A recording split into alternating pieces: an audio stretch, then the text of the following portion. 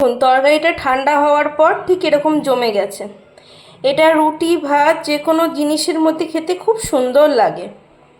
Everyone, আজকে একটি নতুন রেসিপি নিয়ে চলে এসেছি। আজকে রান্না হবে ডিম ফাটিয়ে একটা তরকারি। বাড়িতে যদি অল্প ডিম থাকে আর লোক সংখ্যা যদি বেশি থাকে তাহলে এই তরকারিটা করা যেতে পারে। প্রথমে কড়াই তেল দিয়ে দিয়েছি, এরপর আলুগুলো আমি দিয়ে দেবো। আলুর সাইজ কিন্তু ছোট করবেন।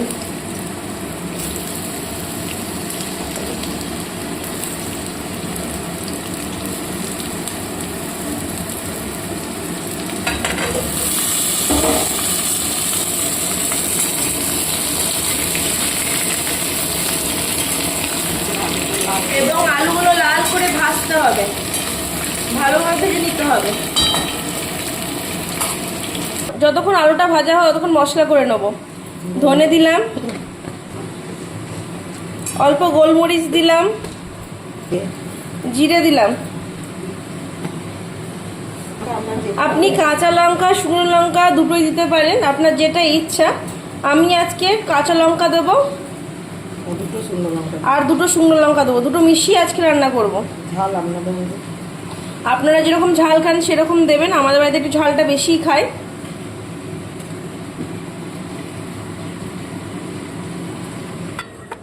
অল্প পেঁয়াজ দেব, কিছুটা কাটা রেখে দেবো, সেটা ভেজে দিতে হবে। অল্প পেঁয়াজ দিলাম, এর রসুন দিলাম। রসুনটা আদাটা একটু বেশি দিলে ভালো লাগবে, পেঁয়াজটা একটু বেশি দেবেন। এটা আদা,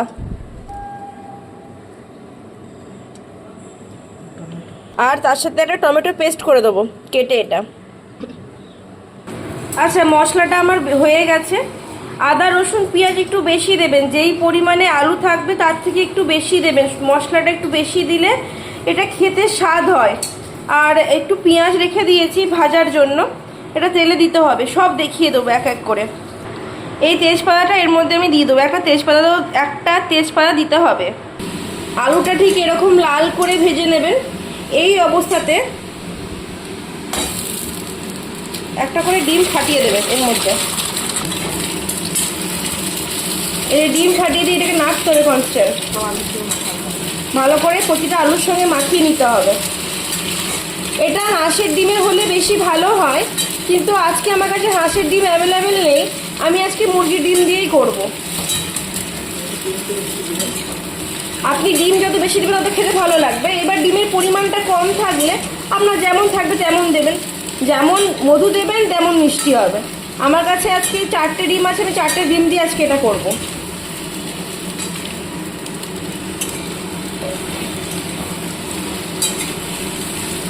এই রান্নাটা এমনই যে বাড়িতে যদি হট করে লোক চলে আসে, ডিম যদি কিছু না থাকে, মাছ মাংস, ডিমটা অল্প থাকলে এটা দেওয়া যেতে পারে। রান্না করে দিলে সবার পাতে আপনি দিতে পারবেন। দেখুন ডিমটা প্রত্যেকটা গায়ে গায়ে লাগা আছে, ভালোভাবে মাখিয়ে নিয়েছি। আর এটাকে ভালোভাবে ভাজতে হবে, ডিমের সঙ্গে ভালোভাবে ভেজে নিতে হবে, নালে আঁশটে গন্ধ দেবে।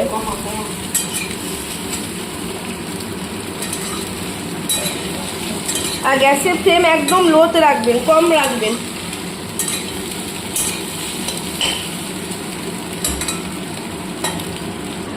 দেখুন ডিমটা ভাজা হয়ে গেছে আলুর সঙ্গে। এবার এটাকে নামিয়ে দেবো।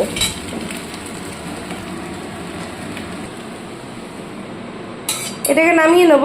এরপর ওই কড়াইয়ে আবার সর্ষের তেল দেবো। আমি আজকে সর্ষের তেল দিয়ে রান্না করছি। এবার এই তেলে একটু গরম হয়ে গেলে এর মধ্যে চিনি দেব, চিনিটা দিয়ে দেবো অল্প করে।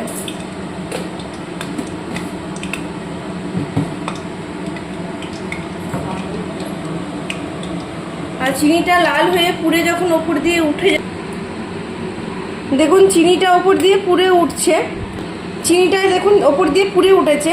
এই সময় পেঁয়াজগুলো দিয়ে দেবো, পেঁয়াজটা একটু ভেজে নেবো।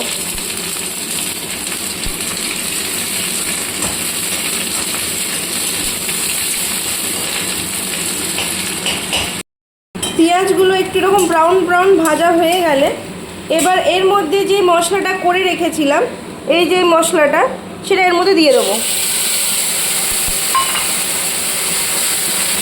এবং এটা ভালো করে নাড়াবো। এবং এর মধ্যে দেবো নুন হলুদ, আর এর মধ্যে একটু দেবো হলুদ দিয়ে এটা ভালো করে নাড়াবো।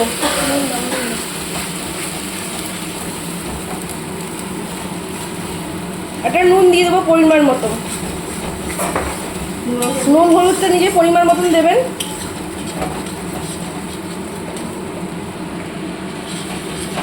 আর একটু মতন লঙ্কা গুঁড়ো দিয়েছি আমি, শুকনো লঙ্কা করা একটু মতন, শুকনো লঙ্কা গুঁড়ো একটু মতন দেবো, দিয়ে এটা একটু ঢাকা দিয়ে মশলাটা কষাবো।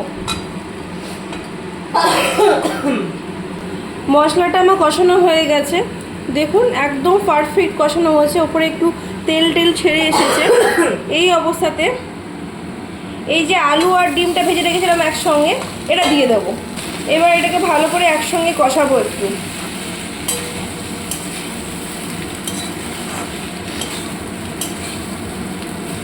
এটা ভালোভাবে মাখিয়ে নেওয়ার পর এটা ভালো করে খানিকক্ষণ কষাতে হবে,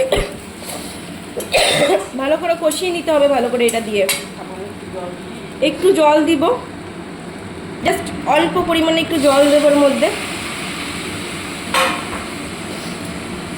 এটা ভালো করে দিয়ে কষিয়ে নেব। আচ্ছা, ডিম দিয়ে আলু আমার ভালোভাবে কষানো হয়ে গেছে, এবার আমি জল দেবো। মশলা দিয়ে কষিয়েছিলাম, সেটা ভালোভাবে কষানো হয়ে গেছে, এবার জল দেবো। এটা আলু সেদ্ধ হয়ে যাবে। একদম রান্নাটা পুরোটাই গ্যাস কমিয়ে করবে, একদম লো ফ্লেমে হবে। এটাকে ভালো করে নাড়িয়ে নেবো, ভালোভাবে চারিদিকে মিশিয়ে নেবো। আলু এলে এরকম কাটবেন, আলু একদম এরকম ছোট ছোট কাটবেন, বড় কাটবেন না। আর একটু জল দেবো এর মধ্যে। এবার একটু গরম মশলা দেবো, গরম মশলা দিয়ে এটাতে ঢাকা দিয়ে রাখবো। ঢাকা দিয়ে কষিয়ে ওই একদম ঠকঠকে, একদম ঝোল টেলে ওটা ভালো লাগে না, এটা একটু শুকনো শুকনো কষা ভালো লাগে আমার। এই গরম মশলাটা দিয়ে দিলাম, এবার এটা আমি লো ফ্লেমে ঢাকা দিয়ে ফুটিয়ে নেবো। আমার এটা তরকারিটা ভালোভাবে ফুটে গেছে, জলটাও মরে গেছে, আর যেটুকু আছে এটা ঠান্ডা হলে একদম জমে যাবে। তো এই অবস্থায় নামিয়ে নেব। আর এই রান্নাটা একবার করে দেখবেন, নিশ্চয়ই খেতে ভালো লাগবে। এটা অল্প ডিম দিয়ে লোকজন বাড়িতে অতিথি এলে দেওয়া যেতে পারে। একবার বানিয়ে দেখেন, খুব সুন্দর খেতে হয়। যারা রান্না করেন তারা রান্না দেখেই বুঝতে পারছেন কেমন হয়েছে রান্নাটা। এটা ভীষণ সুন্দর হয়েছে। সম্পূর্ণ ভিডিও দেখার জন্য ধন্যবাদ।